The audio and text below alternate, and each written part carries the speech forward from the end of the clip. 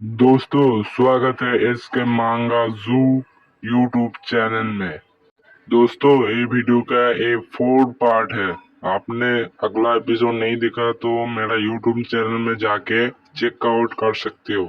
चलो एपिसोड की तरफ बढ़ते हैं। एपिसोड स्टार्टिंग होती है। हीरो एसोसिएशन अब डर में है और इसने लेवल 1 वेव की वार्निंग भी दे दी है। डोजन की आइडेंटिटी को प्राइवेसी के लिए अभी दुनिया के सामने नहीं खोला गया, पर वे सब उसे ऑर्डिनरी पर्सन एस कह रहे हैं, जबकि दुनिया को उसकी असलियत का पता ही नहीं है। मनी लेंडिंग ऑर्गेनाइजेशन का बॉस जल्दी से सारे क्लूज जोड़ लेता है। उसका असिस्टेंट रिपोर्ट कंफर्म करता है कि डोजन इस सब में शामिल है। किम यांगू, जो प्रेसिडेंट हुआंगचोंग का राइट हैंड मैन है, बहुत क्यूरियस है और जानना चाहता है कि डोजन के जिंदा वापस आने के चांसेस क्या हैं। असिस्टेंट बिल्कुल यकीन से कहता है कि एक नॉर्मल इंसान के जिंदा बचने के चांसेस 1% से भी कम है, पर डोजन को आम इंसान कहते ही हुआंगचोंग के चेहरे पर एक मजेदार स्माइल आती है। यह वही नॉर्मल बंदा है जिसने उसके आदमियों को हॉस्पिटल भेजा और हफ्तों तक बैंडेजेस में रखा। दुनिया की नजरों में वे उस एक इंसान की ताकत को बहुत अंडर एस्टिमेट कर रहे हैं जो अकेला रिफ्ट में घुस गया है। उन्हें अभी अंदाजा नहीं कि वह कितना पावरफुल है।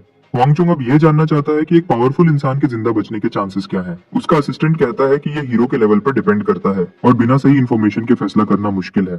चोंग भी मानता है कि लड़ने की एबिलिटी और सरवाइव करने की एबिलिटी अलग होती है और रिफ्ट के अंदर ये एक और लेवल की प्रॉब्लम लाती है। पर एक बात पक्की है, ये गंदा बंदा अपनी आदत नहीं छोड़ता। चोंग डोजन के परिवार को बचाना चाहता है, पर इस सब के पीछे उसका एक घटिया प्लान है। अगर डोजन वापस नहीं आता तो यह कमीना उनके ऑर्गन्स बेचने का प्लान बना रहा है, और अगर आता भी है तो उस पर लोन का इल्जाम लगा देगा। ये बंदा तो हद से ज्यादा घटिया है। दूसरी तरफ वर्ल्ड ट्री हमेशा की तरह अपने ऑरा को फैला रहा होता है। यहाँ डोजन पूरे फोकस के साथ अपनी ट्रेनिंग पूरी करने में लगा है। उसका जिस्म अब फ्लेम माना से भर गया है। उसे पता ही नहीं चलता कि कितना वक्त गुजर गया है, पर वह 100 फायर स्टोन्स अब्सॉर्ब कर रहा है। इससे उसने इतना फायर माना जमा कर लिया कि वह इसे अपनी मर्जी से चला सकता है। ऊपर से एक साइड इफेक्ट के रूप में उसकी आग के खिलाफ रेजिस्टेंस भी बढ़ गई है। वह अपनी पुरानी जिंदगी की पावर को और अब की जिंदगी की पावर को कंपेयर करता है। सिर्फ फायर एट्रीब्यूट के हिसाब से देखता है तो वह सोचता है कि ट्रेनिंग की वजह से इस एबिलिटी में मास्टरी हासिल करके उसने थोड़ी हद तक अपनी पुरानी पावर को पीछे छोड़ दिया है। वर्ल्ड ट्री को गले लगाते हुए वह इसके साथ एक अच्छा टाइम गुजारता है। ये ट्री हमेशा उसके काम आया है, पहले भी और अब भी, इसलिए डोजन इसके लिए दिल से थैंकफुल है। अपने माना स्टोन साथ ले जाने के लिए उसने पत्तों से एक छोटा सा बैग बनाया है ताकि उनमें स्टोर कर सके। सारे स्टोन्स कलेक्ट करके डोजन समझता है कि शायद वह इस एंजल ट्री को दोबारा नहीं देख पाएगा, पर फिर भी उम्मीद करता है कि अगर यह डिवाइन ट्री कभी खतरे में आया तो वह जरूर मदद को आएगा और वह अपनी जान देकर इसे प्रोटेक्ट करेगा। उस रात डोजन आखिर में रिफ्ट से बाहर निकल आता है और वह एकदम ठीक होता है। उसे कोई भी आसपास फील नहीं होता। शायद लोगों ने यह बात मान ली कि वह अंदर मर चुका है और मॉन्स्टर वेव कभी भी निकल सकती है, पर उसे किसी पावरफुल इंसान की प्रेजेंस फील होती है। वह इधर उधर भागता है और सोर्स का पीछा करता है। थोड़ी देर बाद वह दो एजेंट्स तक पहुंचता है। एक बहुत गुस्से में होता है और दूसरा चिल होता है। ये वही हुनुवू और स्योंगू हैं जो पिछली बार बहस कर रहे थे। उनके आउटफिट से ही उसे पता चल जाता है कि ये हीरो एसोसिएशन के हैं। मतलब अगर वो पकड़ा गया तो बात बहुत बिगड़ जाएगी। इससे बचने के लिए वह एक फ्लेम का गोला बनाता है और जोर से हवा में फेंक देता है। ये अटैक एक बिल्डिंग के पार जाता है और एक जोर का धमाका करता है। दोनों एजेंट्स हुनुवू और सियोंगू धमाके की आवाज सुनते ही अलर्ट हो जाते हैं। जब उन्हें पता चलता है कि यह आग है, वे इसके पीछे दौड़ते हैं। वहाँ वे लोगों को डर के मारे खड़ा देखते हैं। सायोंगू पूछता है कि ये सब क्या तमाशा है, जबकि डोजन अपने फ्लेम पावर से इम्प्रेस्ड हो जाता है। इसकी एक्यूरेसी इतनी अच्छी है कि यह उसके लिए काम आएगी। अपने पुराने दोस्त टस्क की याद में वह सोचता है कि क्या वह फायर मेज, जो कॉन्टिनेंट का सबसे मजबूत फायर मेज था, उसके अब के फ्लेम लेवल से इम्प्रेस्ड होता या नहीं।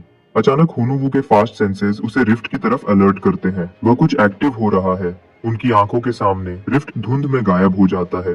दोनों एजेंट साइट पर दौड़ते हैं और उन्हें यकीन नहीं आता कि रिफ्ट का दुनिया से कनेक्शन खत्म हो गया है। इधर डोजान अपनी अगली मंजिल की तरफ बढ़ रहा है बिना किसी प्रॉब्लम के। अगली सुबह मापो के उस रिफ्ट के बारे में न्यूज आती है जो 1 महीने तक रहा। यह ऐलान किया जाता है कि एससीओ डोजान के जोन में घुसते ही 29 दिन बाद रिफ्ट गायब हो गया और हीरो एसोसिएशन का मॉन्स्टर वेव के आने का डर गलत था।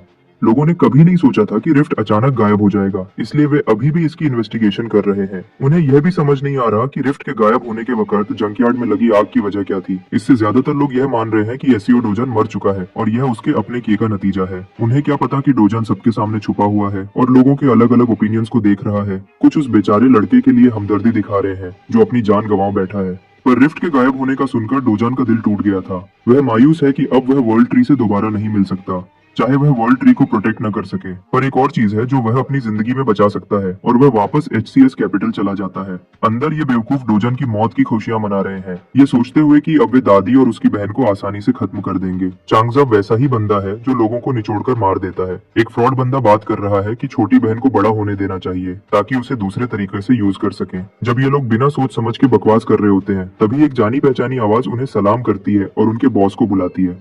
सीन यहीं कट जाता है और हम चांगजब को देखते हैं जो खुशी से गाना गुनगुना रहा है। उसे यकीन है कि डोजन अब हमेशा के लिए मर चुका है। उसका असिस्टेंट आज के अपॉइंटमेंट्स रिव्यू करता है। ऐसा लगता है कि आज ज्यादातर वक्त वह फ्री है, सिर्फ एक CEO के साथ लंच करना है। यह सुनकर वह खुश हो जाता है क्योंकि आज रात वो मैडम कैंग के क्लब में पार्टी कर सकता है। ये सब बेकार बातें चल रही होती है जब तक वह बिल्डिंग में नहीं घुस जाता। सीढ़ियां चढ़ते वक्त उसे अपने आदमी खिलौने की तरह उड़ते हुए दिखते हैं। उनका खून चारों तरफ बिखरा हुआ है और इस सब का कारण वह बंदा है जिसे उसने मरा हुआ समझ लिया था। डोजन उसे जमीन पर फेंक देता है और चांगजाब को कहता है कि वह कुत्तों की तरह उसके पास रेंगता आए। यह सख्त दिल ऑर्डर सुनकर कंपनी का प्रेसिडेंट कांप जाता है। डोजन असली लीडर की तरह बिहेव करता है और उसकी कुर्सी पर बैठ जाता है। वह अपना ऑर्डर रिपीट करता है और इस बेवकूफ चांगजाब को कुत्ते की तरह चलकर उसके पास आने का कहता है। बिना टाइम जाया किए वह कुत्तों की तरह रेंगता है। डोजन हमेशा की तरह जालिम बन जाता है और उसे भौंकने का कहता है क्योंकि यह बंदा जानवर जैसा ट्रीट होने के लायक है। उसका जोर से दिया गया ऑर्डर चांगजाब को जलील कर देता है। उसे भौंकने में 1 सेकंड लगता है पर डोजन बिल्कुल खुश नहीं होता। वह खरुद उसे जानवर बनाता है और बार बार भौंकने का ऑर्डर देता है ताकि सब सुन सके।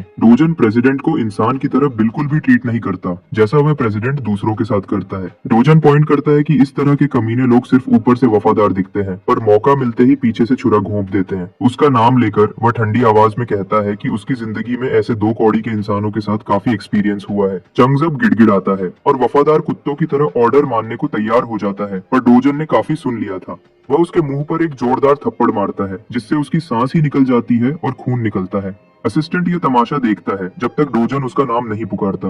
डोजन उसे कंपनी का नया बॉस कहता है और ओपिनियन देता है कि ऐसे कमीने के नीचे काम करना बंद कर दे क्योंकि ये लोग पीछे से छुरा मारने के लिए हमेशा तैयार होते हैं। वह असिस्टेंट को चांगजाब को मारने का पूरा परमिशन देता है पर यह काम उस जैसे केपेबल सर्वेंट के लिए बहुत बड़ा है। वह माफी मांगता है और कहता है कि उनके लीडर के बहुत कनेक्शंस हैं तो अगर वह बॉस बनेगा तो हालात खराब हो जाएंगे। असिस्टेंट चांगजाब के लिए एक और बार माफी मांगता है पर डोजन खेलना नहीं चाहता। वह सजेस्ट करता है कि चांगजब के जिस्म को बैरल में बंद करके सारे सबूत एंडलेस समुंदर में फेंक दो। ये तो वही काम है जिसमें ये लोग माहिर हैं। जब बॉस के नौकर आसानी से नहीं मान रहे, डोजन एक अलग तरीका अपनाता है। डोजन पूरे ग्रुप को धमकाता है कि अगर उन्होंने इस ऑर्डर को नहीं माना तो वह सबको गेट में मॉन्स्टर्स का खाना बनाने के लिए फेंक देगा। बस ये बात सुनते ही सब लोग चांगजब को मारना शुरू कर देते हैं। वह और नहीं सह सकता और अपनी जान की भीख मांगता है और वादा करता है कि कभी धोखा नहीं देगा और हमेशा डोजन के नीचे सर्व करेगा। यह सुनकर डोजन थोड़ी सोच में पड़ जाता है। चाहे वह अभी चांगजब को मार दे और अपने सारे मसले खत्म कर ले पर इस जिंदगी में उसमें कुछ चेंज आया है। वह खुद भी मानता है कि न्यू डोजन अपने पुराने बेदर्द डोजन से थोड़ा नरम हो गया है तो इस बार वह हाथ बढ़ाता है और उसे मौका देता है। वह सोचता है कि शायद चांगजब अब तो नेक बन जाएगा और दुआ करेगा कि उसे दोबारा कभी डोजन का गुस्सा न झेलना पड़े। वह हीरो का हाथ मिलाता है और वादा करता है कि अब से बिना शर्त के उसके ऑर्डर मानेगा लेकिन उसे कुछ अजीब लगता है। उसका हाथ उसे जलता हुआ फील होता है। डोजन थोड़ा नरम फील हो रहा था पर अभी भी उसके अंदर पुराना डोजन मौजूद है।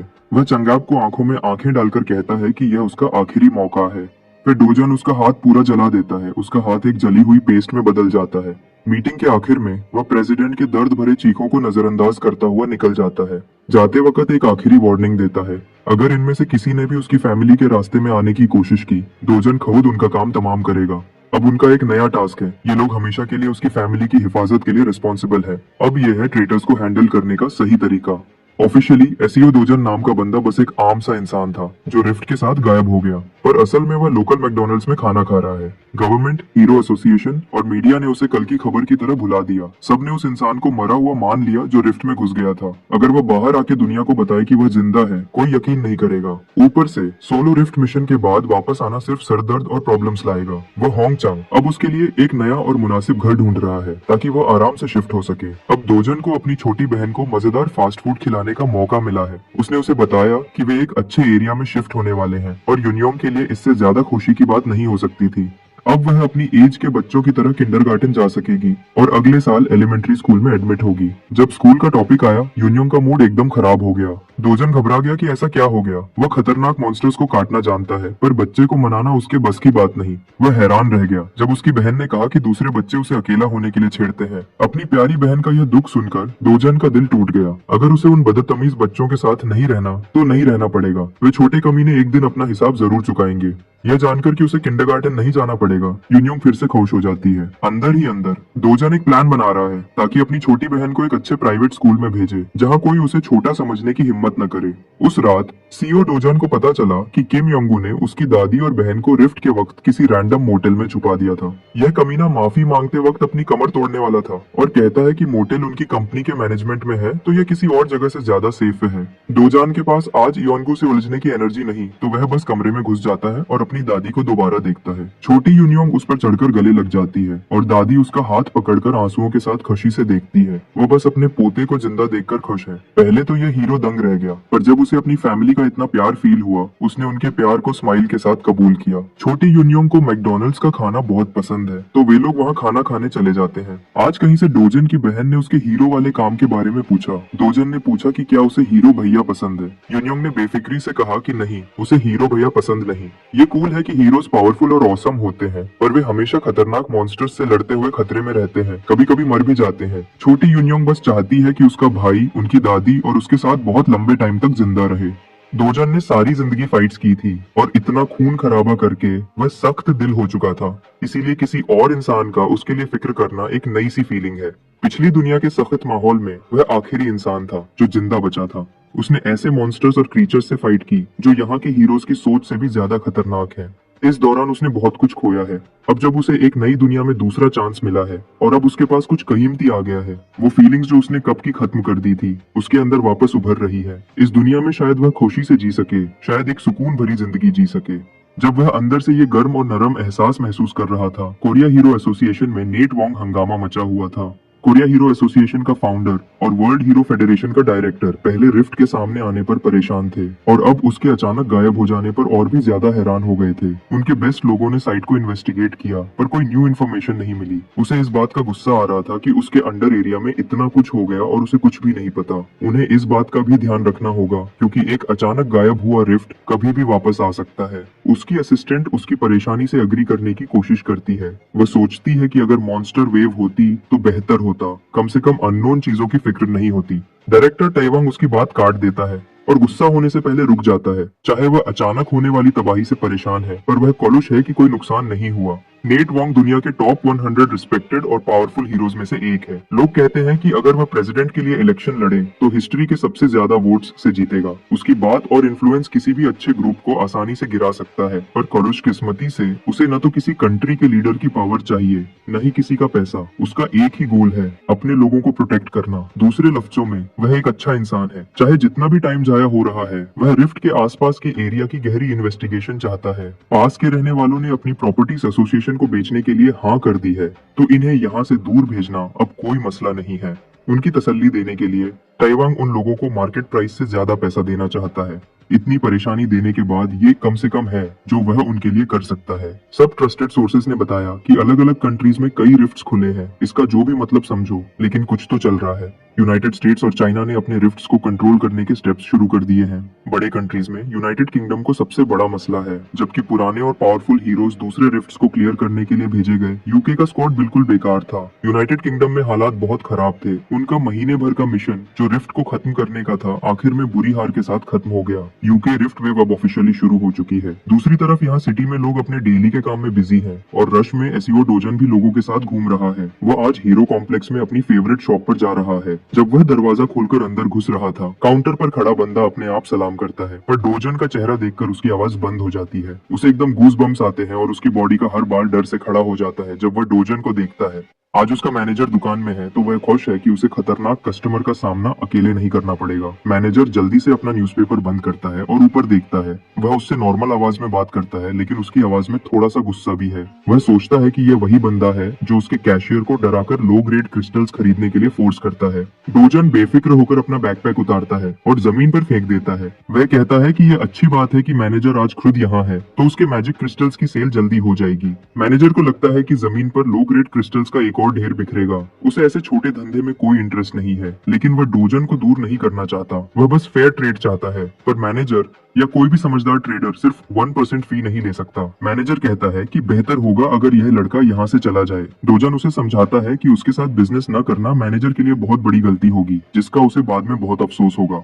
मैनेजर ने डोजान के बैग को एक बार भी खोलकर चेक नहीं किया, बल्कि वह उसे यहाँ से भगाने के चक्कर में था। वह डोजान को आखिरी वार्निंग देता है और कहता है कि अगर वह नहीं गया तो अच्छा नहीं होगा। यह सुनकर डोजन गुस्से में बैकपैक को लात मारता है, जिससे उसके सारे स्टोन टाइल्स पर बिखर जाते हैं। काफी एक्सपीरियंस्ड स्टोन ट्रेडर्स होने की वजह से मैनेजर और वर्कर दोनों को जल्दी उन पत्थरों की क्वालिटी का अंदाजा हो जाता है। यह गंदा सा बैग असल में हीरो के लिए बेस्ट मैजिक क्रिस्टल से भरा था, एक बेशकीमती ट्रेजर जो पैसों से नहीं खरीदा जा सकता। डोजन को अंदाजा है कि यह चीज कितनी कीमती है। उसे पता है कि उसके पास सबसे प्रीमियम सामान है। इन क्रिस्टल्स को नॉर्मली यूज नहीं किया जाता, बल्कि बहुत रेयर और खतरनाक चीजें बनाने में किया जाता है। काफी टाइम पहले इन मैजिक क्रिस्टल्स का इस्तेमाल एक फेमस मैक्सिकन ड्रग लॉर्ड कोरर समन ने न्यू एज ड्रग बनाने में किया था। एक रात लेबोरेटरी में एक एक्सीडेंट होने की वजह से उसे इन स्टोन्स की पावर का पता चला। हीरो मैजिक क्रिस्टल ने कोरर समन को एक पावरफुल हीरो में बदल दिया, और तब से यह क्रिस्टल हीरो को पावरफुल करने और माना को बढ़ाने के लिए यूज होता है, और इस वजह से यह प्राइसलेस बन गया है।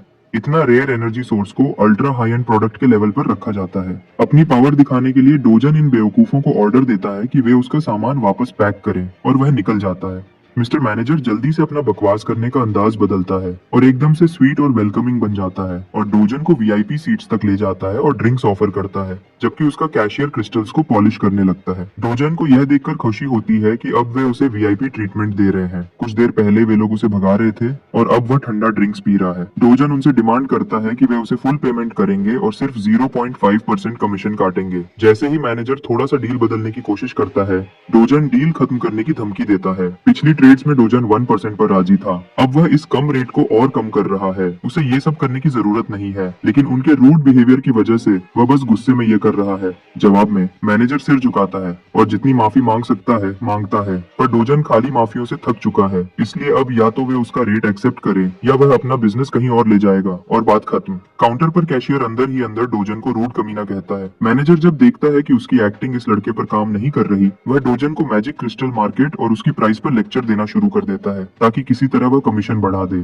डोजन के पास इतनी लंबी बकवास सुनने का टाइम नहीं है। वह अपना ड्रिंक खत्म करता है और सीट से उठता है, जिससे मैनेजर घबरा जाता है। उसे लगता है कि उसकी जिंदगी का सबसे बड़ा डील उसके हाथों से निकल रहा है। मैनेजर 9% कमीशन ऑफर करता है, लेकिन डोजन के रिजेक्ट करने के बाद 8% बोलता है। ये 8 से 765% तक जाता है। अगर वह इस पॉइंट पर डील करता है तो उसकी दुकान को कोई प्रॉफिट नहीं होगा। जब मैनेजर थक हार कर सैड हो जाता है, एसीओ डोजन एकदम से 1% पर राजी हो जाता है, और वह भी सिर्फ इसलिए क्योंकि उसने पहले भी उनके साथ ट्रेड किया था। दिल ही दिल में मैनेजर चीखना और इस चोर को कोसना चाहता है, पर वह ये प्रोडक्ट छोड़ नहीं सकता। डोजन की बातें मैनेजर को इतना एक्साइटेड कर देती हैं कि वह डर से परेशान हो जाता है। वह बताता है कि आज जो बैग लाया है उसके अलावा उसके पास ऐसे प्राइसलेस क्रिस्टल्स के 7 और बैग हैं। उसकी बात जैसे ही खत्म होती है, मैनेजर जल्दी से कॉन्ट्रैक्ट बनाता है और साइन कर देता है। कुछ मिनट की फॉर्मेलिटीज के बाद 67 बिलियन वन सीओ डोजन के बैंक अकाउंट में ट्रांसफर हो जाता है। यह लगभग $48 मिलियन है। अगर वह इस रेट पर बाकी बैग सेल करेगा तो जल्द ही अपना ड्रीम 110 बिलियन वन का घर ले सकता है। मसला यह है कि नॉर्मल गेट्स से high grade magic crystals collect करने में बहुत टाइम लगता है। अगर वह रिफ्ट जोन्स में फ्रीली ट्रैवल करने का तरीका ढूंढ ले तो वह हजारों बिलियंस के स्टोन्स कलेक्ट कर सकता है। तभी वह अपने फोन स्क्रीन को देखता है। एक मैसेज पूरे कंट्री में भेजा जाता है। यूनाइटेड किंगडम के साउथ रीजन में रिफ्ट टूटने के बाद मॉन्स्टर वेव शुरू हो चुकी है, और अब इस बारे में आखिरकार पब्लिक को इन्फॉर्म कर दिया गया है। तब तक यूके तक कोई भी ट्रैवल नहीं कर सकता। इस सब आफत के बारे में सुनने के बाद डोजन का दुकान के मैनेजर को तंग करने का मूड चला जाता है। वैसे तो रिफ्ट नजर आने के बाद चाहे कोई भी कंट्री या एसोसिएशन उस पर कंट्रोल करती, वह खुद रिफ्ट सील करने के लिए चला जाता ताकि सारी लूट ले सके। पर अब वह वैसा बंदा नहीं है। उसके पास आज रात के लिए ज्यादा जरूरी काम है, जहाँ उसका होना जरूरी है। आज रात का डिनर डोजान के खर्चे पर है। डोजान और उसकी फैमिली एक महंगे रेस्टोरेंट में महंगा मीट खा रहे हैं। छोटी यूनियोंग की आंखों में पानी आ गया जब उसने ग्रिल बीफ का मार्बलिंग देखा। वे लोग फूड एंजॉय करते हैं और वेटर्स महंगा मीट और मजेदार साइड डिशेस टेबल पर लाते हैं। मेन्यू के प्राइस टैग देखकर दादी एकदम परेशान हो जाती है और डोजन से पूछती है कि क्या इतना महंगा खाना खाना ठीक होगा, क्योंकि वहाँ उनसे 100 ग्राम के लिए 250,000 वन चार्ज किए जा रहे हैं, जो नॉर्मल लोगों के लिए काफी महंगा है। डोजन अपनी दादी को बेफिक्र होने के लिए कहता है और बताता है कि उसने अपने क्रिस्टल के ढेर से इतना पैसा कमा लिया कि वे जितना चाहे खा सकते हैं और उसके बैंक अकाउंट पर कोई असर नहीं पड़ेगा। यूनयोंग ने जैसे ही उस महंगे बीफ का बाइट लिया, उसे इसके टेस्ट से प्यार हो गया। डोजन ग्रिल पर और बीफ डालता रहा, जबकि उसकी दादी अब भी परेशानी से देखती रही। उनका खाना अभी खत्म नहीं हुआ, बल्कि अभी fresh ribs, prime ribeye, strip loin और स्कर्ट मीट का एक और पैकेज टेबल पर आने वाला है। इस दफा तो खाना बहुत ज्यादा है और सिर्फ 3 लोग इतना खाना कैसे खत्म करेंगे। पर दादी डोजन की भूख को कम समझ रही है। उनकी फिक्रों को दूर करने के लिए छोटी यूनयोंग दादी को महंगा खाना ट्राई करने के लिए मनाती है। अपनी प्यारी बेटी के इस ऑफर को वे रिजेक्ट नहीं कर सकी। आखिर दादी खाना खाने के लिए मान जाती है। उस महंगी मीट की बाइट खाते ही उनकी सारी फिक्रें हवा में उड़ जाती हैं। इसके बाद यह हैप्पी फैमिली अपने शानदार डिनर का मजा लेती है और खुद हंसी के साथ एंजॉय करती है। डोजन को पता नहीं चलता कि अचानक एक मॉडल जैसी खूबसूरत लड़की रेस्टोरेंट में एंटर होती है। जहां भी वह गुजरती है, बाकी गेस्ट्स के मुंह उसे देखने के लिए घूम जाते हैं। वह सीधा सीईओ डोजन की तरफ बढ़ती है और उससे बात करने की कोशिश करती है। वह बस थोड़ी देर बात करना चाहती है, न ज्यादा न कम। इससे पहले कि वह अपनी आने की वजह बताए, डोजन उसकी बात काट देता है, क्योंकि उसने उसके फैमिली डिनर को डिस्टर्ब किया है। अगर उसे कुछ कहना है तो खाना खत्म होने तक इंतजार करना होगा। हुनुयान अपना नेम कार्ड निकालती है, इस उम्मीद के साथ कि शायद डोजन उसका नाम सुनकर उससे अभी बात कर लेगा। पर डोजन के लिए यह सब मैटर नहीं करता। वह वापस मीट ग्रिल करता है और उसे खाना शुरू कर देता है और उस लड़की को पूरी तरह इग्नोर कर देता है। इस तरह मशहूर एस रैंक हंटर अपनी नाकाम और हैरान होकर रेस्टोरेंट के वेटिंग रूम में बैठ जाती है। एक स्टार जैसी लड़की जब नॉर्मल लोगों के बीच बैठती है तो खुद ब खुद सबका ध्यान अपनी तरफ खींचती है। मर्द और औरतें चुपके चुपके उस हीरोइन को देखते हैं जो हीरोज के टॉप पर खड़ी है। वह न सिर्फ नेशनल एस क्लास हीरोज के रैंकिंग्स में 4th नंबर पर है, बल्कि लोग उसे दुनिया के टॉप 10 सबसे सुंदर हीरोज में भी रैंक करते हैं। हर सिविलियन के दिमाग में एक ही सवाल था कि यह कौन है जो हुनुयान को वेट करा रहा है। सब लोगों की बातों को इग्नोर करते हुए जुयान उस छोटी सी कॉन्वर्सेशन को याद करती है जो उसने अभी कुछ मिनट पहले की थी। जहाँ तक उसे पता है, सीईओ डोजन 2 महीने पहले अपने पहले गेट में घुसा था और जिंदा निकला था और अब सबको शक है कि उसकी न्यू पावर्स अनलॉक हो गई हैं। मापो रिफ्ट इंसिडेंट में लोगों ने उसे डेड मान लिया था, पर यहाँ वह जिंदा है और अपनी फैमिली के साथ खाना खा रहा है। ये सब बातें कोई सेंस नहीं बना रही हैं। ऊपर से डोजान की नजर ने इस एस रैंक हीरो जुयन को भी परेशान कर दिया है। एक ऐसे इंसान का एस रैंक पर पहुंचना नामुमकिन है जिसकी पावर्स अभी 2 महीने पहले अनलॉक हुई हों। ऑयल टाइकून कैफमोर ने अपना सारा पैसा माना स्टोन्स पर खर्च करके भी पीक तक पहुंचने में 5 महीने लगाए थे। इस सब के बारे में सोचते हुए जुयन सोचती है कि डोजन के पास जरूर कोई स्पेशल एबिलिटी है। आखिरकार डोजन, दादी और छोटी यूनियोंग का पेट भर गया है और अब उनका मूड काफी अच्छा है। जब वे लोग एग्जिट के पास आते हैं, जुयन डोजन से बात करने के लिए आती है, पर इससे पहले कि वह मुंह खोले, एक और ग्रुप रेस्टोरेंट में बदमाशी से चलता हुआ आता है। डोजन की आंखें गुस्से से भर जाती हैं जब वह उस बंदे को देखता है। यह गंदा दिखने वाला कमीना कैंग चोल वू है। उसे अंदाजा नहीं था कि डोजन जिंदा होगा। उसे लगा था कि रिफ्ट में जाने के बाद वह मर गया है। वह डोजन की कॉकरोच जैसी हिम्मत से काफी खरुश है। जुयन भी इस शैतान को एक नजर में पहचान लेती है। रेस्टोरेंट के बीच में टेंशन बढ़ जाती है और एकदम साइलेंस हो जाता है। डोजन उस कमीने की बेकार बातों को इग्नोर करता है और जुयन को बुलाता है। कांग चोल वू हैरान हो जाता है जब एक एस रैंक हीरो डोजन से बात करती है। डोजन उसे कहता है कि वह थोड़ी देर उसकी फैमिली का ख्याल रखे और एक टैक्सी बुलाए ताकि वे घर जा सके, क्योंकि वह नहीं चाहता कि वे यहाँ रहकर इस सब की वजह से परेशान हों। बेहतर होगा अगर वे दूर हों जब वह इन कुत्तों से डील करता है। लकीली हुनुयान एक समझदार लड़की है। वह डोजन के कहने पर टैक्सी बुलाती है और दादी और छोटी लड़की को यकीन दिलाती है कि सब ठीक होगा। वह उन्हें बाय कहती है, पर वह देखती है कि वे दोनों बहुत परेशान लग रही है। जुयन टैक्सी के जाने हट अजीब तरीके से खड़ी रह जाती है। जैसे ही टैक्सी रेस्टोरेंट से दूर जाती है, अंदर एक जोरदार थप्पड़ की आवाज गूंजती है। अपने प्यारों के जाने के बाद डोजन अब शरीफ बनने का नाटक खत्म करता है और इस कमीने को थप्पड़ मारता है।